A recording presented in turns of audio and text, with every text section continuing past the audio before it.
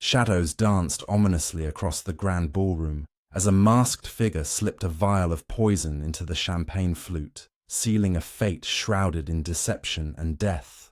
Welcome to Poirot and the Deadly Masquerade of Shadows, a gripping tale of intrigue and deduction. Grab a cup of tea, take a seat, and immerse yourself in this suspenseful story. If you're enjoying the twists, hit that subscribe button. Your support means the world to us. Chapter 1. The Invitation to Mystery. In the bustling streets of 1920s London, where fog clung to the cobblestones like a secretive whisper, Hercule Poirot adjusted his impeccable moustache in the mirror of his modest yet elegant apartment. The little Belgian detective, known for his razor-sharp mind and unyielding pursuit of truth, had just received an unexpected invitation. It was a lavish card, embossed with gold lettering, summoning him to the annual Masquerade ball at the opulent estate of Lord Harrington in the countryside. A night of enchantment and revelations, it promised. But Poirot's grey cells tingled with suspicion. Why him, a mere consultant on peculiar cases, among the elite of society? As Poirot pondered this over a steaming cup of tisane, his old friend Captain Hastings burst through the door, his face flushed with excitement. "Poirot, old chap, have you seen this? The Harrington Masquerade. It's the event of the season. Rumours say there'll be jewels, jazz, and perhaps a scandal or two." Hastings, ever the enthusiastic Englishman, waved his own invitation like a trophy. Poirot smiled faintly, his eyes narrowing. "Ah, mon ami, but scandals are like shadows. They follow where light dares not reach. This ball, it is not mere frivolity. I sense a deeper purpose."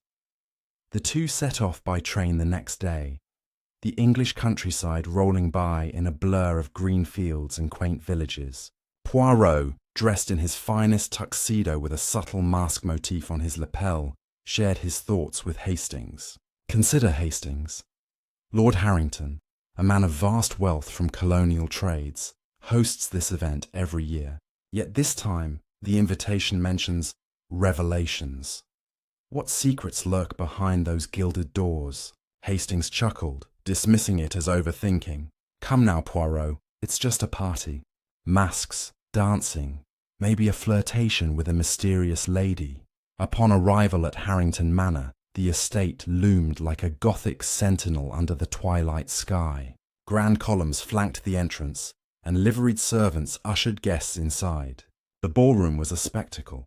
Crystal chandeliers casting prismatic lights, orchestral music swelling with waltzes, and attendees in elaborate costumes. Venetian masks, feathered headdresses, and silken gowns. Poirot and Hastings mingled, the detective's keen eyes scanning the crowd. He spotted Lady Veronica Harrington, the hostess, gliding through the room like a queen, her diamond necklace sparkling dangerously. As the evening progressed, Poirot engaged in polite conversations, piecing together fragments of gossip. One guest, a banker named Mr. Elias Thorne, whispered about Lord Harrington's recent financial troubles, debts from failed investments in Africa. Another, a young heiress called Miss Amelia Croft, confided her fears of an arranged marriage to settle family scores. "It's all so shadowy here," she said, her voice trembling behind her lace mask. Poirot nodded sympathetically. "Mademoiselle, in the masquerade of life, truth often hides in plain sight. Tell me more." Suddenly, a hush fell over the room as Lord Harrington himself appeared on the balcony above, raising a glass for a toast. "Friends, welcome to our deadly masquerade of shadows. Tonight, masks fall and truths emerge." His words hung heavy, laced with an undercurrent of menace. Poirot exchanged a glance with Hastings. Something was amiss. Just then, a scream pierced the air from the adjacent library. Guests rushed in to find Mr. Thorne slumped over a desk, a poisoned chalice clutched in his hand, his face contorted in agony. Chaos erupted as accusations flew.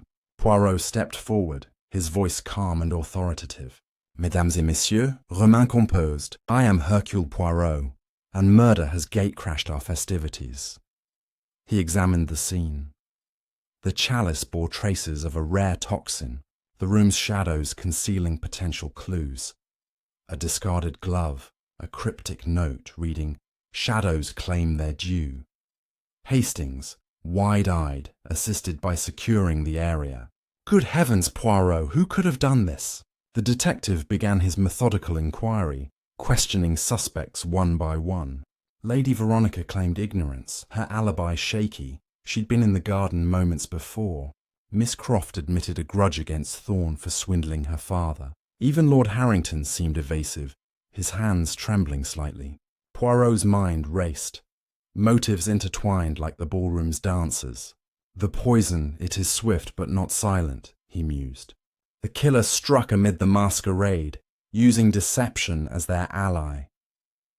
As the night deepened, Poirot uncovered a hidden passage behind a bookshelf, leading to a secret chamber filled with ledgers exposing embezzlement schemes. Thorne had been blackmailing Harrington, threatening to reveal all at the ball.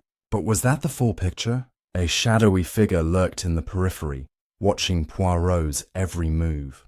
Hastings urged caution. "This place is riddled with secrets, Poirot. We must tread carefully." Wrapping up his initial observations, Poirot gathered the guests.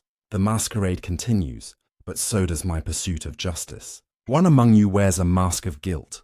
The tension mounted, leaving everyone on edge. Little did they know, this was merely the opening act in a deadly game of shadows, where alliances would shift and revelations would unfold in the chapters ahead.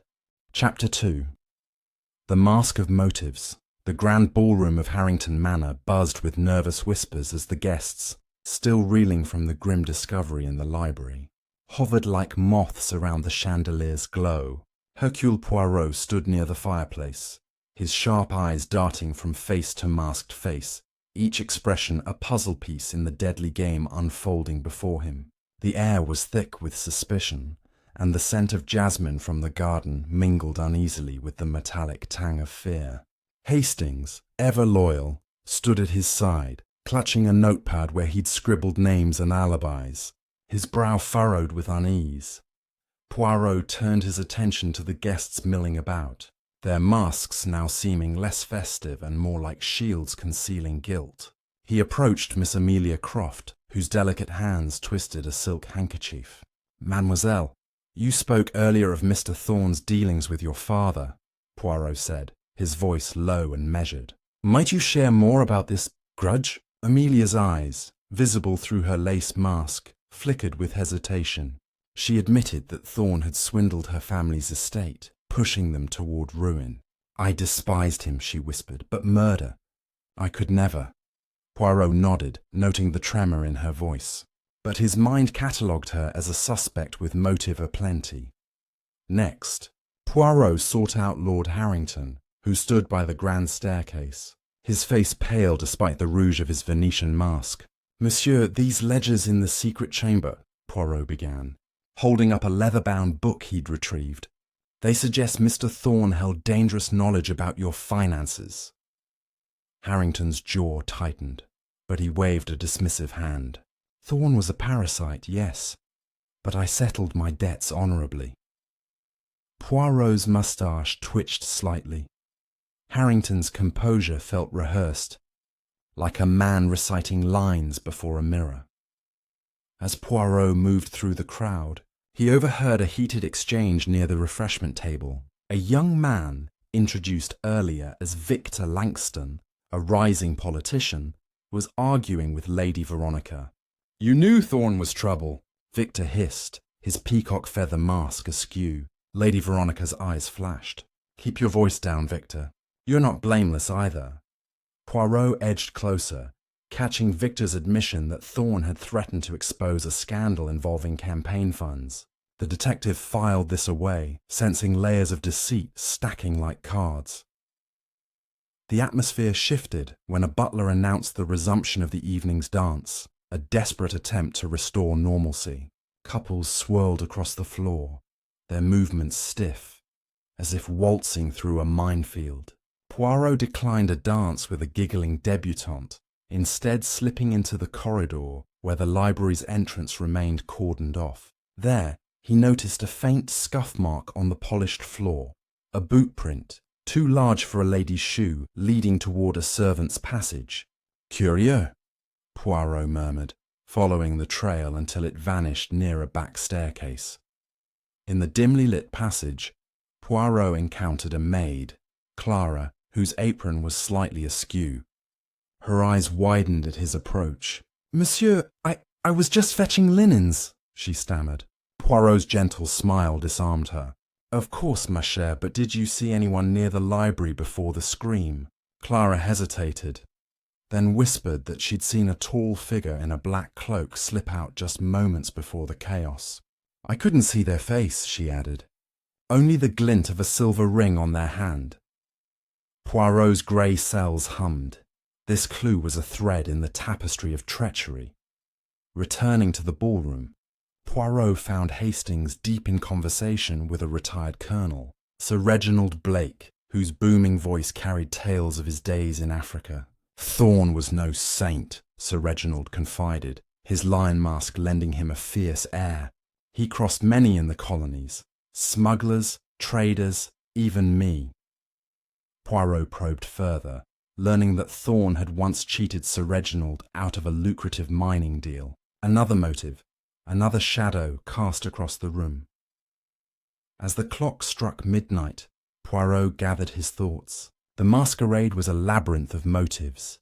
Amelia's family ruin, Harrington's financial secrets, Victor's political scandal, and Sir Reginald's colonial grudge. The black-cloaked figure with the silver ring loomed in his mind, a phantom weaving through the night's events. Hastings, catching up, whispered, "This is a devil's dance, Poirot.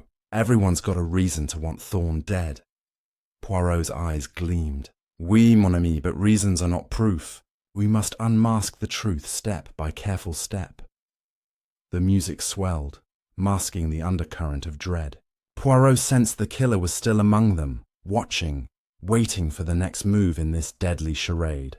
The night was far from over, and the shadows held more secrets yet to be unveiled.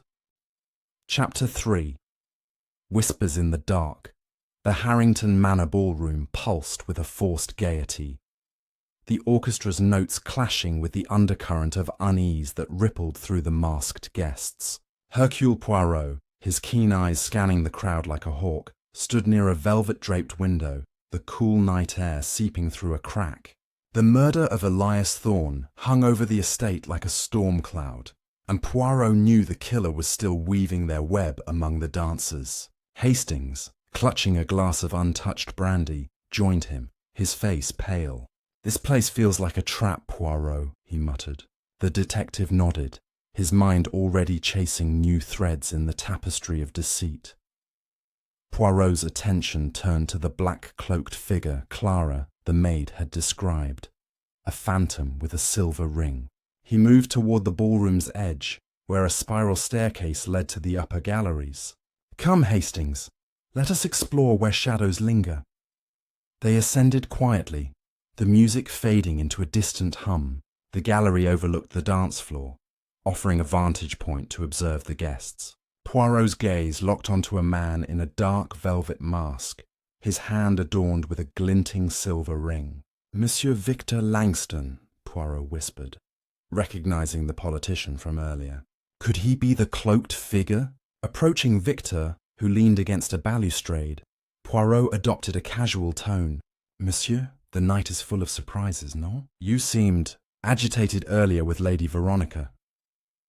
Victor's posture stiffened, his ring catching the candlelight. "Just a disagreement," he said curtly. Thorn was stirring trouble, as always. Poirot pressed gently.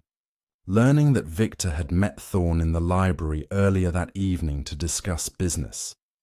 Victor claimed he'd left Thorn alive, but his evasive glance told Poirot there was more to uncover.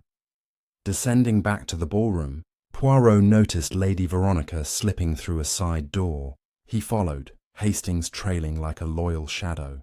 The door led to a conservatory, its glass walls fogged with condensation, exotic plants casting eerie silhouettes.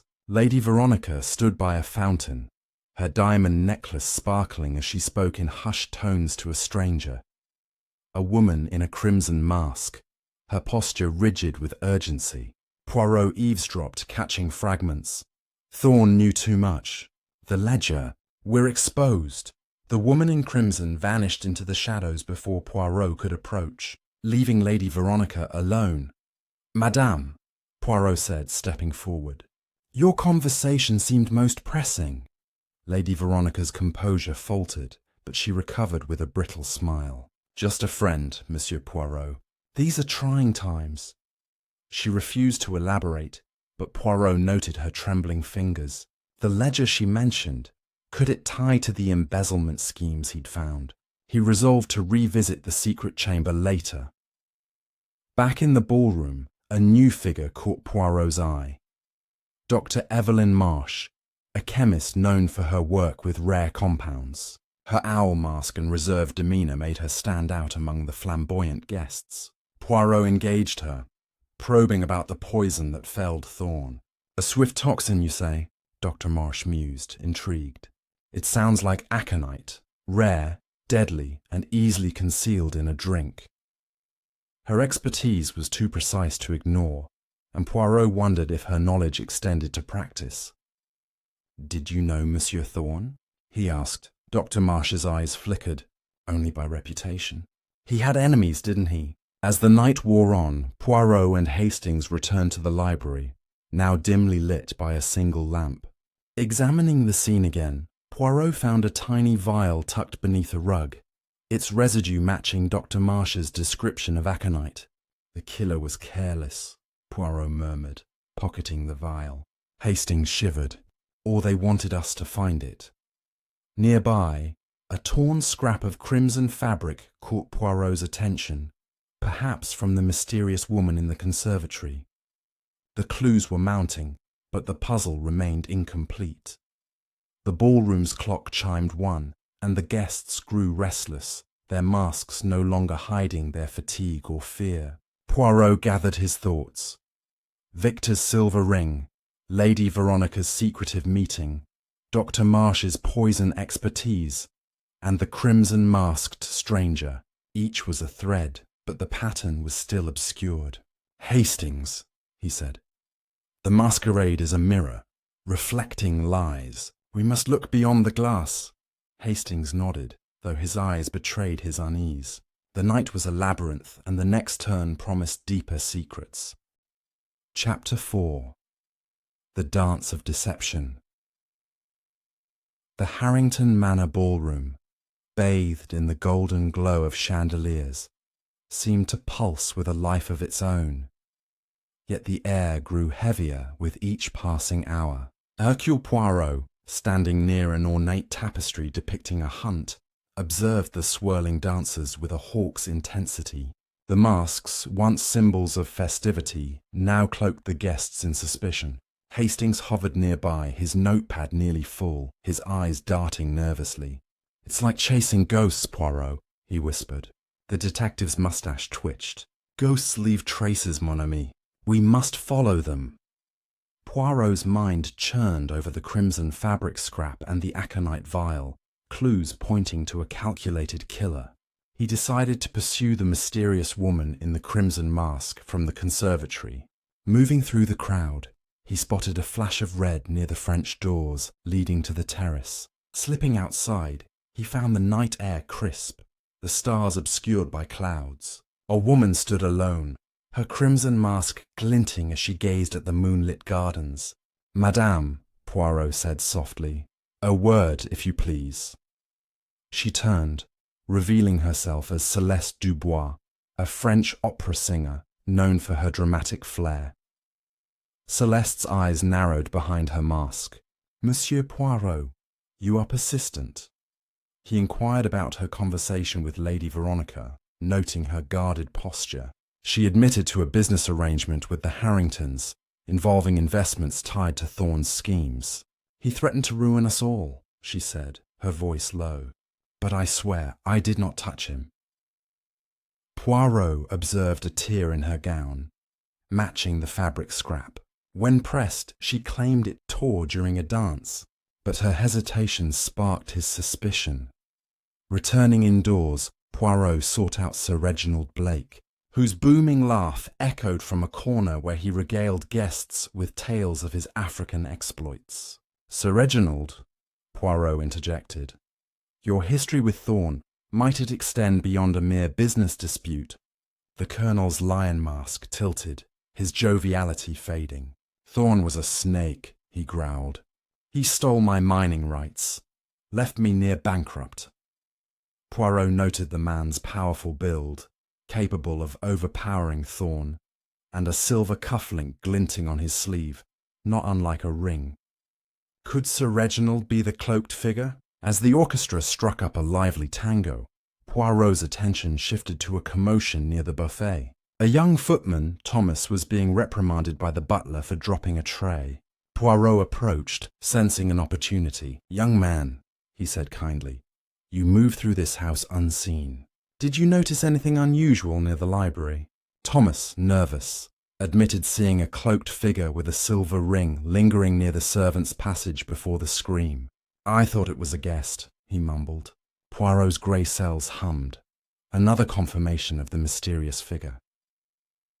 Seeking solitude to think, Poirot retreated to a small parlour, its walls lined with portraits of stern-faced Harrington ancestors. There, he found a discarded cigarette case engraved with the initials VL, Victor Langston's perhaps. The case held a faint scent of jasmine, reminiscent of the garden where Lady Veronica had wandered. Poirot pocketed it, suspecting it might link to the night's darker deeds. Hastings, catching up, remarked, "This case is a tangle, Poirot. Everyone's hiding something." The detective nodded, his mind mapping the web of clues.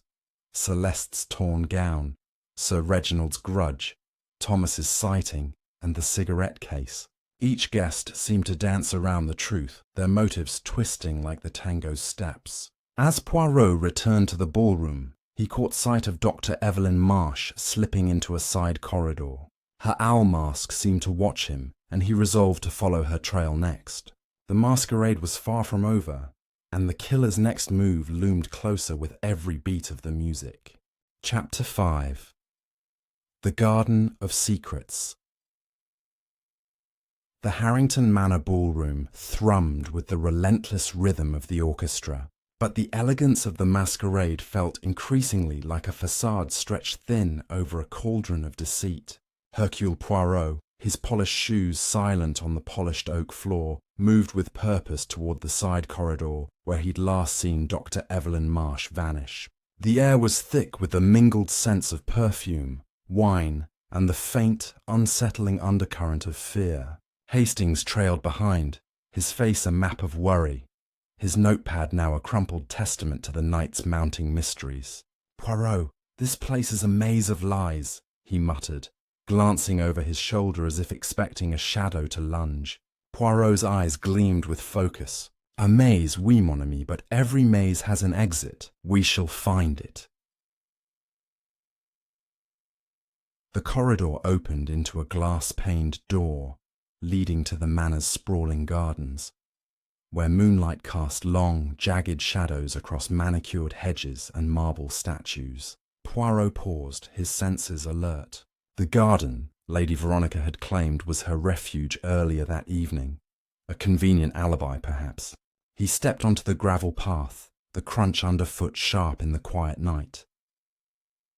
Dr. Marsh stood near a rose arbor, her owl mask pushed atop her head, revealing a face etched with tension. She clutched a small notebook, her fingers tapping nervously against its leather cover.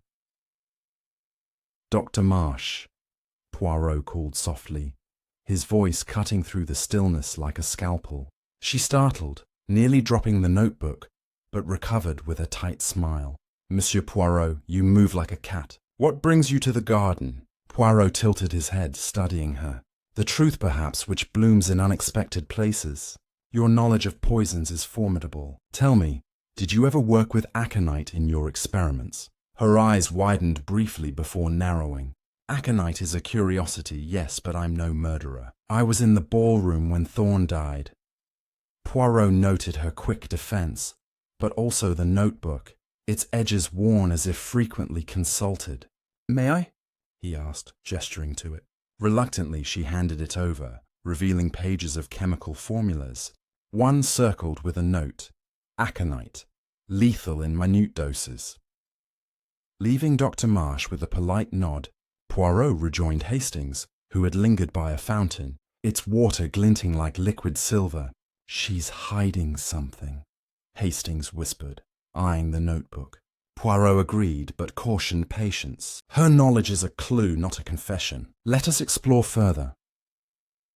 They followed the path deeper into the garden, where a wrought-iron gate led to a secluded herb garden. Here, among rows of lavender and rosemary, Poirot's sharp eyes caught a glint of glass.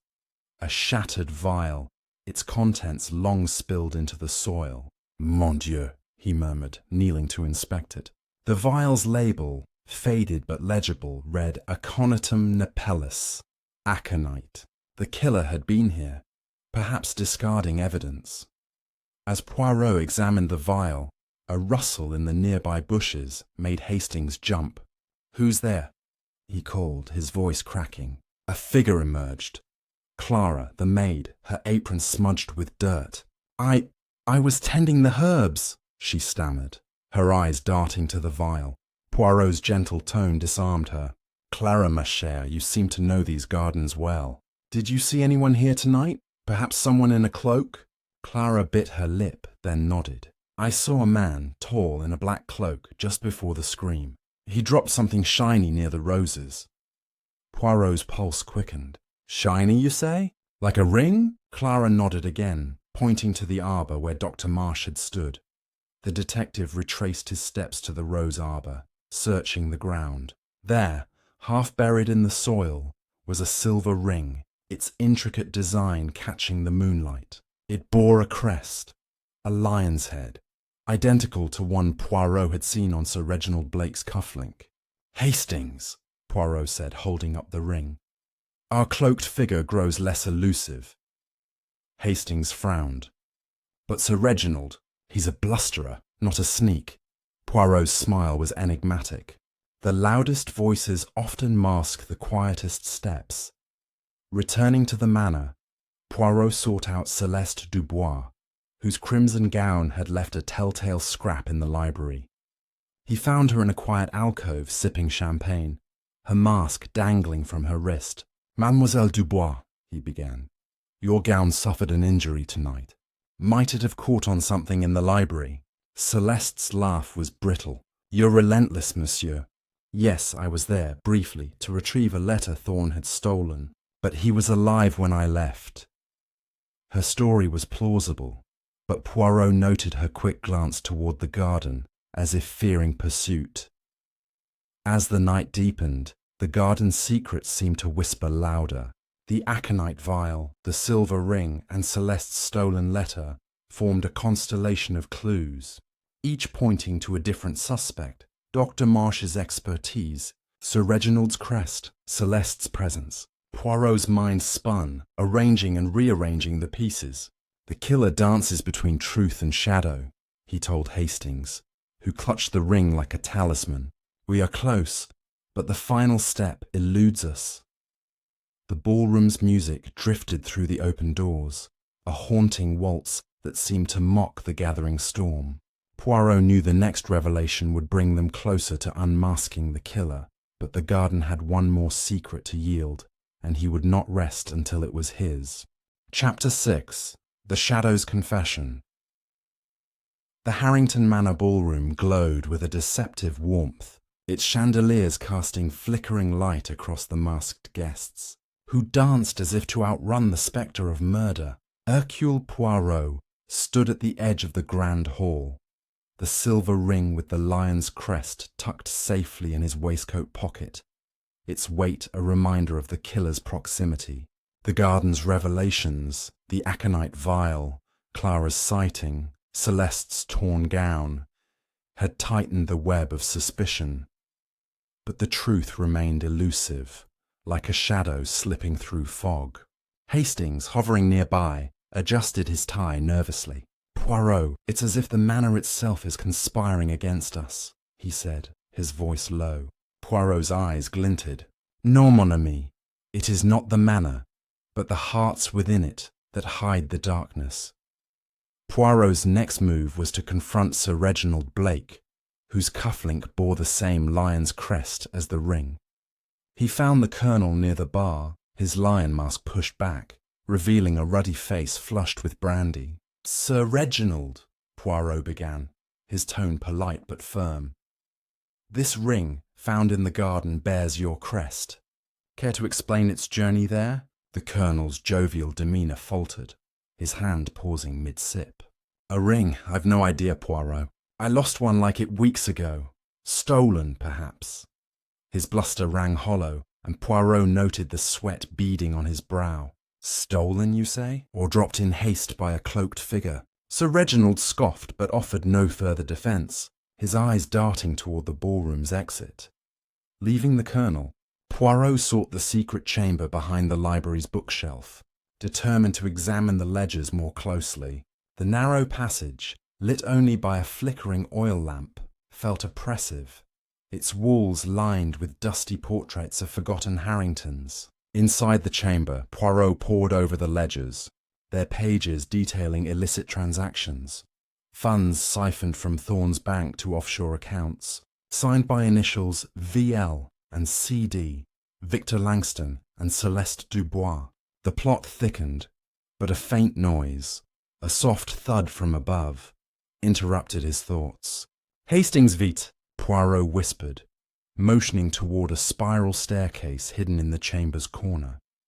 The stairs led to a cramped attic, its air thick with dust and secrets. There, Poirot found a locked trunk, its latch freshly scratched as if recently forced open. Using a hairpin from Hastings' pocket, much to his friend's bemusement, Poirot picked the lock, revealing a cache of letters. One, written in a hurried scrawl, read, "Thorn must be silenced before he exposes us. Midnight, library. Bring the vial." The signature was smudged, but the paper bore the faint scent of jasmine, Lady Veronica's perfume. Poirot's grey cells raced. "This is no coincidence, Hastings. The garden, the library, the attic, all are stages in this deadly play."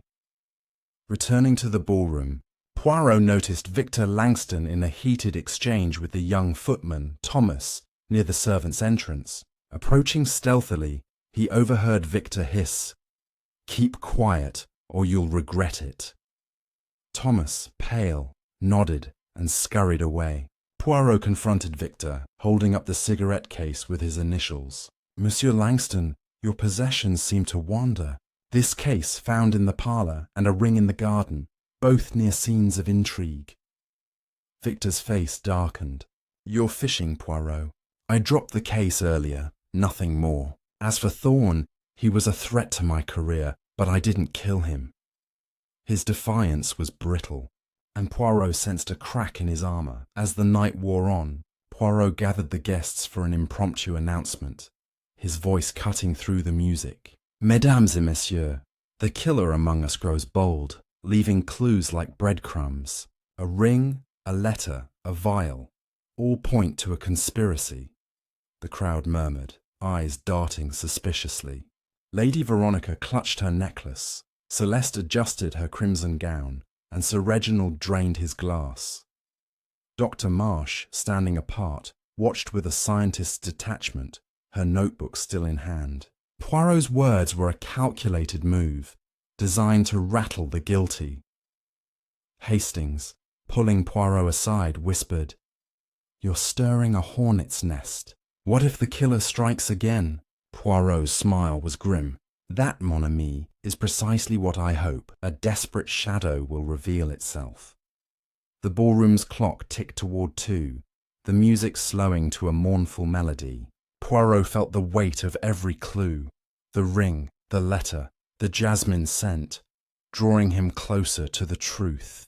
Yet one piece was missing, a final revelation waiting in the manor's darkest corners. Chapter 7. The clock's silent warning. The Harrington Manor ballroom, though still aglow with the warm flicker of chandeliers, seemed to shrink under the weight of unspoken truths, the air thick with the tension of a storm about to break. The guests' masks, once vibrant symbols of celebration, now clung to their faces like facades hiding guilt, fear, or both. Hercule Poirot stood near the grand fireplace, its embers casting long shadows that danced across the marble floor, mirroring the elusive killer he sought. The silver ring with the lion's crest, the jasmine-scented letter, and the aconite vial weighed heavily in his mind, each a piece of a puzzle that refused to snap into place. Hastings, ever the faithful shadow, stood close, his notepad now a chaotic scrawl of names, motives, and half-formed theories.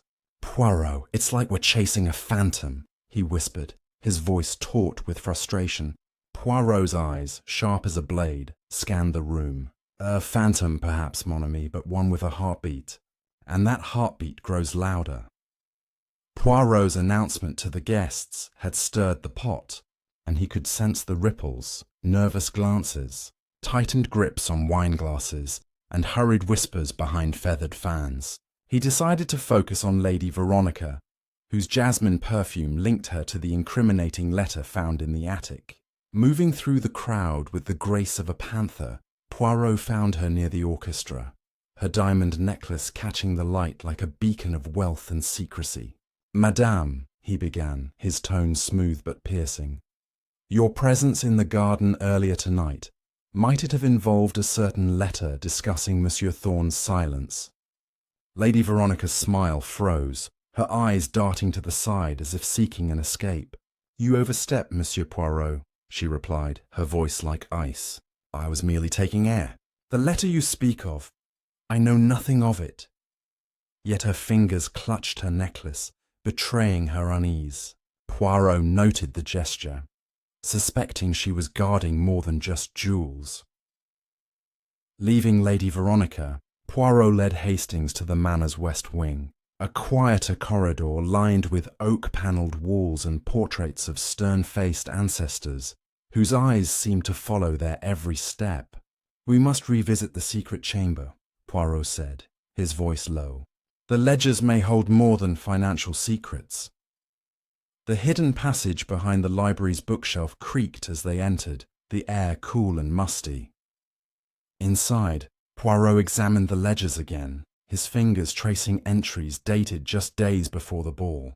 One page caught his eye, a transaction labelled CD to VL, with a note in the margin, "Repayment for silence."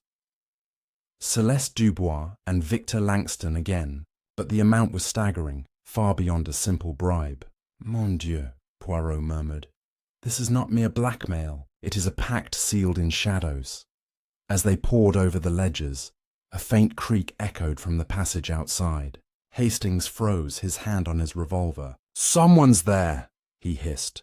Poirot motioned for silence, slipping to the passage's entrance. In the dim light, a figure darted past, a woman, her crimson gown unmistakable. Celeste Dubois. Poirot gave chase, his polished shoes silent on the stone floor, Hastings stumbling behind.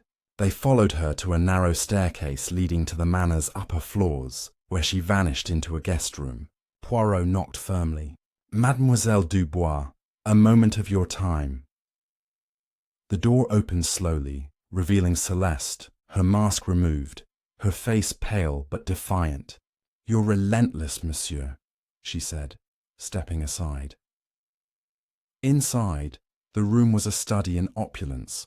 Silk drapes, a four-poster bed, and a vanity cluttered with perfume bottles. Poirot's eyes locked onto a small velvet box on the vanity, its lid ajar, revealing a glint of silver. "Another ring, perhaps?"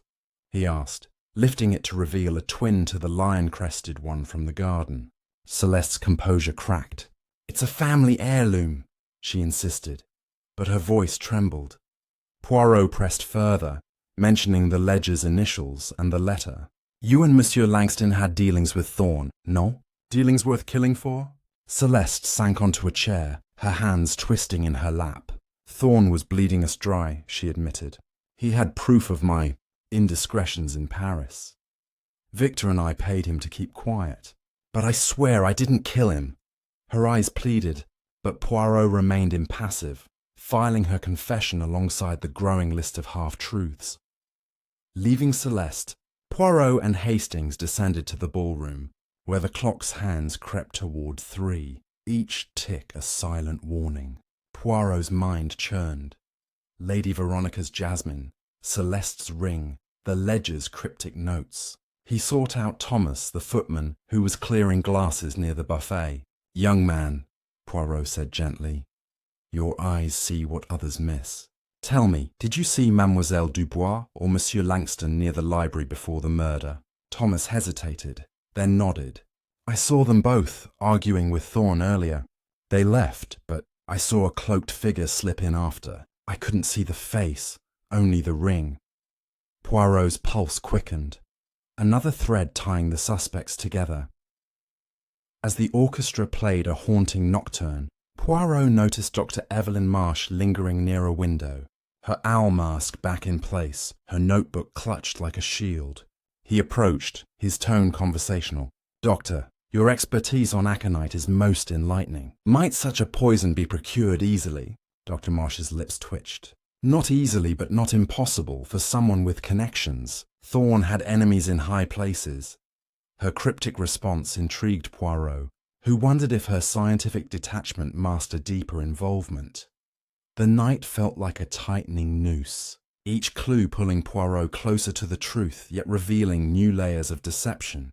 Lady Veronica's denial, Celeste's confession, Thomas's testimony, and Dr. Marsh's ambiguity formed a complex web, with the cloaked figure at its center. "Hastings," Poirot said, his voice steady. "The killer believes they are untouchable, but their steps falter. We are near the heart of this masquerade." The ballroom's shadows seemed to pulse in rhythm with the music, and Poirot knew the next hour would bring a confrontation that could unmask the guilty, or deepen the darkness. Chapter 8, The Unravelling Thread. The Harrington Manor ballroom, though still alive with the swirl of dancers and the mournful strains of a violin, seemed to teeter on the edge of chaos, as if the very walls sensed the storm of revelations drawing near. The chandelier's light flickered, casting jagged shadows that seemed to whisper accusations, and the guests' masks could no longer hide the strain etched into their faces. Hercule Poirot stood near a gilded mirror, its reflection distorting the room into a kaleidoscope of suspicion. The silver ring, the jasmine-scented letter, Celeste's confession, and Dr. Marsh's cryptic knowledge churned in his mind, each clue a thread in a tapestry that was beginning to fray. Hastings, his loyal companion, paced nearby, his notepad now a crumpled relic of their investigation, his eyes darting nervously. "Poirot, it's as if the manor is closing in on us," he murmured, wiping his brow. Poirot's moustache twitched, a faint smile betraying his focus. "Non, mon ami, it is not the manor that closes in, but the truth, and it is a relentless hunter." Poirot's strategy was to press the suspects further, to tug at the loose threads of their stories until one unravelled completely. He began with Victor Langston, whose silver ring and heated exchange with Thomas lingered in Poirot's thoughts. He found the politician in a dimly lit smoking room, its air heavy with cigar smoke and tension. Victor stood by a window, his peacock feather mask discarded on a table, his face drawn as he stared into the night. "Monsieur Langston," Poirot said, his voice calm but laced with steel. "Your dealings with Thorne, as revealed in the ledgers, suggest a motive most grave. And this ring—" He held up the lion-crested ring from the garden. "It ties you to the scene of the crime." Victor's jaw tightened, his fingers clenching the windowsill. "That ring was stolen, Poirot. I told you Thorne was a blackmailer. He had dirt on my campaign, bribes I took to fund it. I paid him to keep quiet, but I didn't kill him." His voice cracked, and Poirot noted the sweat on his brow, the flicker of fear in his eyes. "Yet you argued with him in the library," Poirot pressed. Victor admitted to the argument, but swore he'd left Thorne alive, his story echoing Celeste's too closely for coincidence. Leaving the smoking room, Poirot led Hastings to the Manor's upper floor, where a series of guest suites lined a hushed corridor. He wanted to investigate Celeste's room further, suspecting the velvet box with the second ring held more secrets. The door was ajar, and inside, they found the room in disarray, drawers open, papers scattered, as if someone had searched it in haste. On the vanity, Poirot spotted a crumpled letter, its wax seal broken, bearing the same jasmine scent as the one in the attic. It read, "CD, the plan is set. Thorn falls tonight, and our secrets stay buried. V." Poirot's pulse quickened. "V for Veronica or Victor," he mused aloud, handing the letter to Hastings, who paled. "This is a conspiracy, Poirot." "They're all in it," Poirot cautioned restraint. "A conspiracy, perhaps, but the hand that poured the poison is singular." Their search was interrupted by a soft knock. Clara, the maid, stood in the doorway, her apron twisted in her hands. "Monsieur Poirot, I found something," she stammered, holding out a small key, its head engraved with a lion's crest. "It was in the herb garden, near where you found the vial." Poirot took the key, its weight familiar, and realized it matched the lock on the attic trunk. "Clara, you are a treasure," he said, his mind racing. Had the cloaked figure dropped it while discarding the aconite? And why was the lion's crest, a symbol tied to Sir Reginald and now Victor, appearing everywhere? Determined to test the key, Poirot and Hastings returned to the attic, the spiral staircase creaking under their steps. The trunk yielded to the key, revealing more than letters this time. A small black cloak folded neatly, and a vial labelled Aconitum napellus, its contents half empty. "Mon Dieu," Poirot breathed, holding up the cloak. Its hem was torn, and a single crimson thread clung to it, matching Celeste's gown. Hastings gasped. "It's her, Poirot. Celeste is the cloaked figure." Poirot shook his head. "The evidence points, but too neatly. A true killer does not leave such a trail." Back in the ballroom, Poirot sought out Dr. Evelyn Marsh, whose scientific detachment intrigued him. He found her in a quiet alcove, sketching chemical structures in her notebook. "Doctor," he said, holding up the vial from the attic, "this aconite, could it be traced to a specific source?" Dr. Marsh's eyes widened, but she recovered quickly. "Aconite is rare, but I've seen it in botanical collections. The Harringtons have an herb garden, do they not?" Her deflection was smooth, but Poirot caught a tremor in her hand. He pressed further, asking about her presence in the library before the murder. "I was studying the Manor's rare books," she said, her voice steady but her eyes avoiding his. Poirot filed this away, suspecting her knowledge of the Manor's secrets ran deeper than she admitted.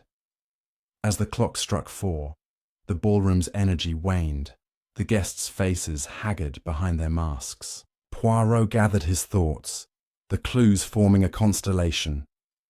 Victor's blackmail, Celeste's letter, Clara's key, the cloak with the crimson thread, and Dr. Marsh's expertise. Each suspect was a thread, but the killer's hand remained hidden, weaving deception with precision. He turned to Hastings, his voice low. "The masquerade is a mirror reflecting half-truths. We must shatter it to see clearly." Hastings nodded, his resolve hardening. "What's next, Poirot?" The detective's eyes gleamed. "We set a trap, mon ami. The killer will strike again if cornered." The music slowed to a haunting dirge, and Poirot felt the Manor's shadows closing in, as if urging him toward the final act. The cloaked figure's identity was near, but the truth was a delicate thread, ready to snap under the weight of one false move. Chapter 9. The Trap is Set.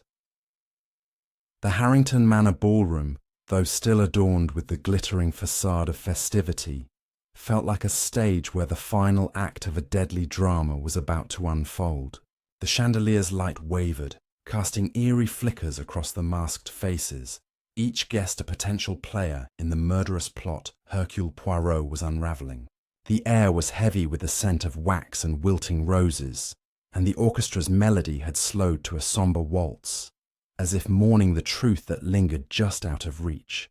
Poirot stood near the grand staircase, his hands clasped behind his back, the lion-crested ring, the jasmine-scented letter, the black cloak, and the aconite vial forming a constellation of clues in his meticulous mind. Hastings, his face etched with exhaustion, hovered close, his voice barely above a whisper. "Poirot, it's nearly dawn. How much longer can this go on?" The detective's eyes gleamed with resolve. "Until the shadow steps into the light, mon ami. We must force its hand." Poirot's plan was to set a trap, using the suspect's own secrets to lure the killer into a misstep. He began by orchestrating a subtle provocation, gathering the key players, Lady Veronica, Victor Langston, Celeste Dubois, Dr. Evelyn Marsh, and Sir Reginald Blake.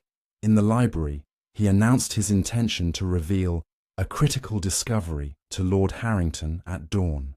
"The ledgers, the letters, the ring. They point to a conspiracy," Poirot declared, his voice carrying a calculated edge. "But one among you holds the key to Thorne's death." The group's reactions were telling. Lady Veronica's fingers tightened on her necklace. Victor's jaw clenched. Celeste's eyes darted to the door. Dr. Marsh's pen froze in her notebook, and Sir Reginald's laugh was too loud, too forced. Poirot watched them scatter, knowing the guilty would act to protect their secret.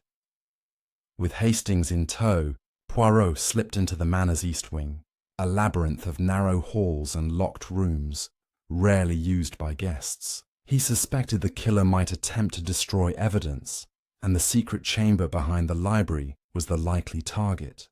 Positioning himself in a shadowed alcove near the chamber's entrance, Poirot instructed Hastings to watch the corridor's other end. "Be vigilant, Hastings. The cloaked figure moves like a spectre, but spectres leave footprints." Hastings nodded, gripping his revolver, his nerves fraying but his loyalty unwavering. As the clock ticked toward 5, a soft rustle broke the silence. A figure emerged from the darkness, cloaked in black, their face obscured by a hood.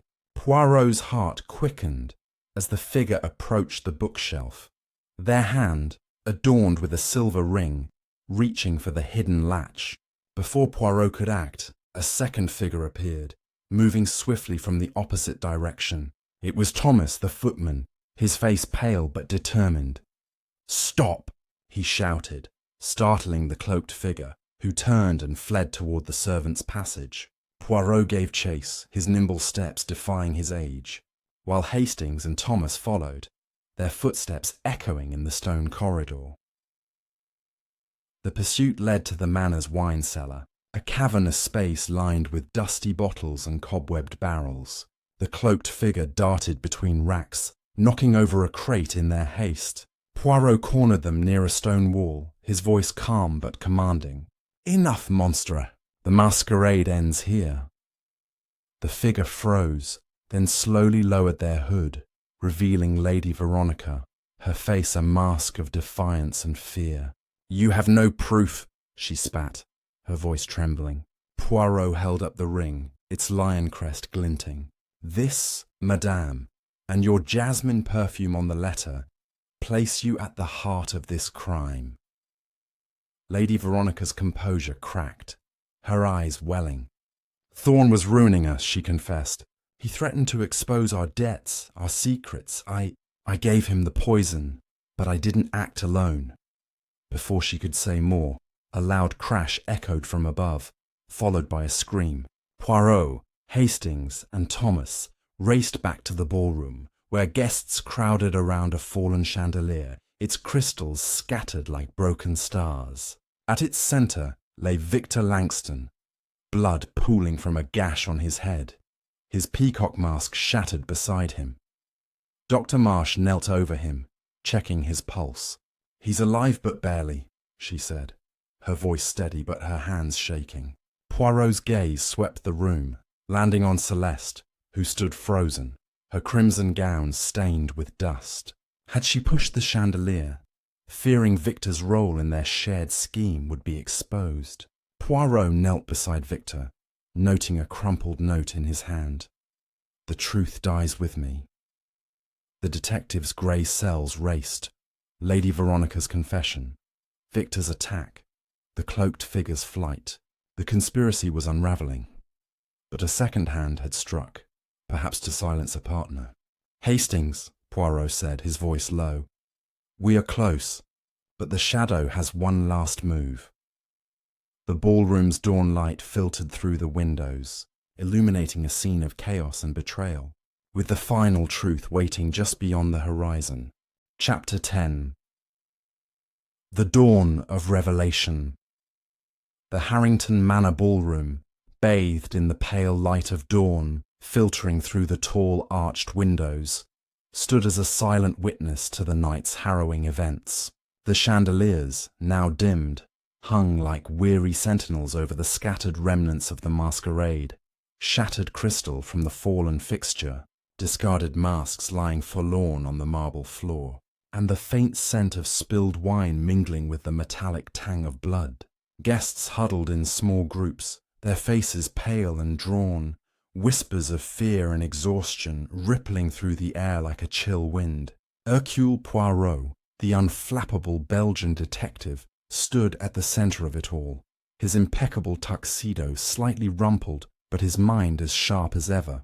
The silver ring, the jasmine-scented letters, the black cloak with its crimson thread, the aconite vial, and the ledger's cryptic entries had all converged in his thoughts, forming a complete picture of the deadly intrigue.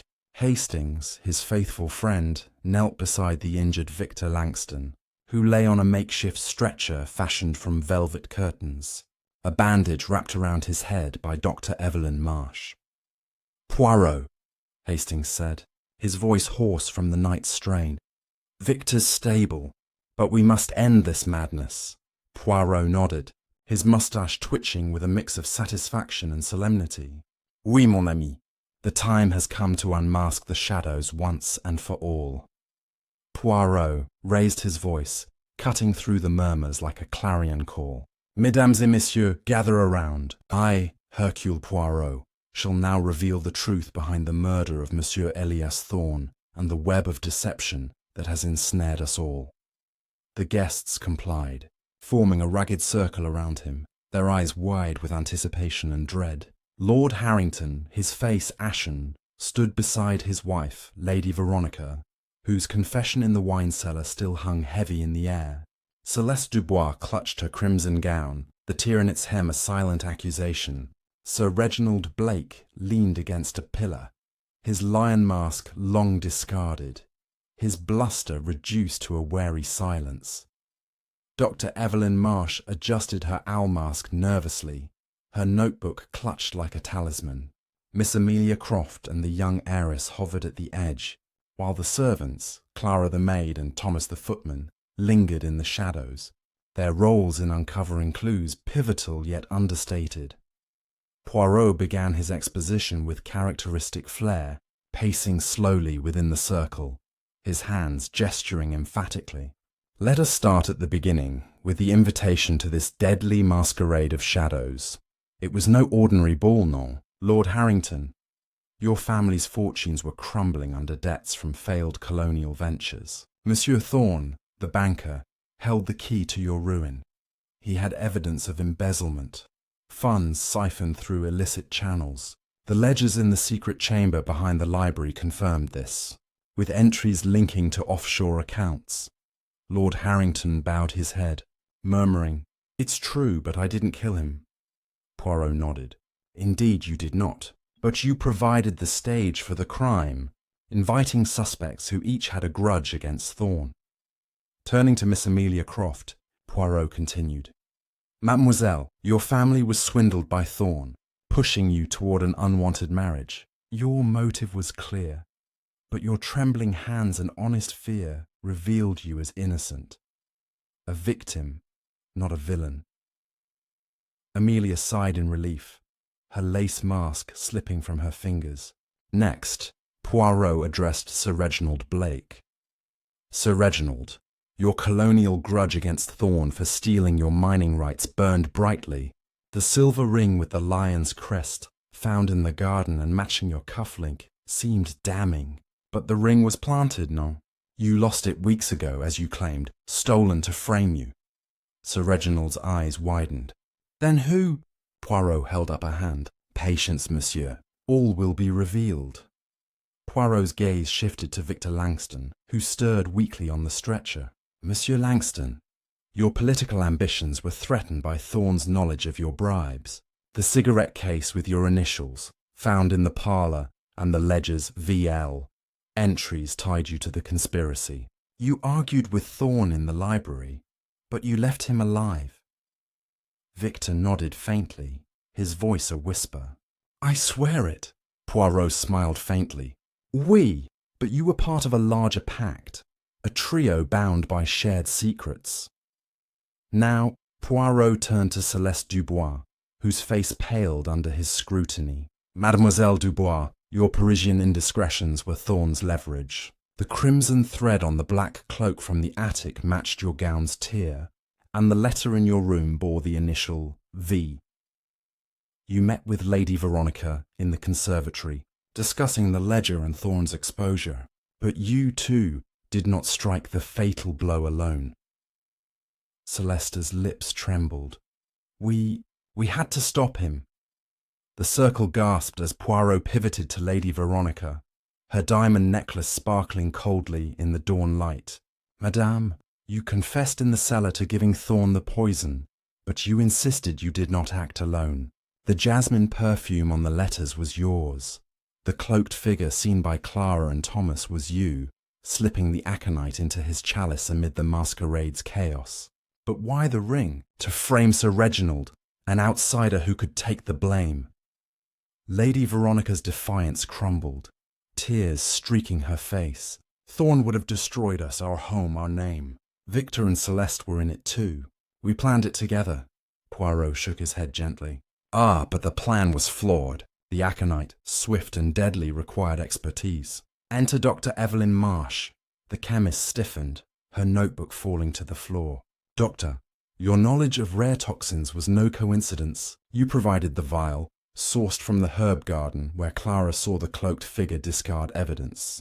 Your sketches in the notebook detailed aconite's effects, and your presence in the library studying rare books allowed you to oversee the deed. But you were the architect, no? Thorne had once funded your research, only to withdraw support, ruining your career. Your motive was revenge, and you enlisted the Harringtons' desperation to execute it. Dr. Marsh's composure shattered.